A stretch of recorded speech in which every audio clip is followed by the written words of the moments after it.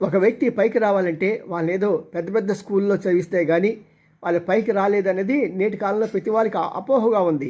Even ఒక చిన్న auto driver కూడా అతను ₹1,00,000 పెట్టి వాళ్ళ పిల్లాడికి ఎల్కేజీలో సీట్లో పెట్టి జాయిన్ చేసి చాలా ఇబ్బంది పడుతూ ఉంటాడు. పాపం కింద మీద పడిపోతూ ఉంటాడు.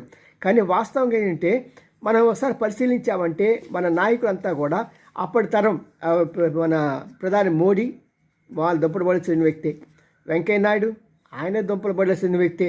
అంతేకాకుండా మన ఇప్పుడు ప్రస్తుత రాష్ట్రపతి ముర్ము కూడా ఒక చిన్న ఊర్లో, అందులో ఒరిస్సాలో సాధారణంగా బ్యాక్వర్డ్ ఏరియా, అలాంటి ఏరియాలో ఇంకా బ్యాక్వర్డ్ డిస్ట్రిక్ట్లో చదివి ఈవిడ ఇప్పుడు రాష్ట్రపతి అయినారు.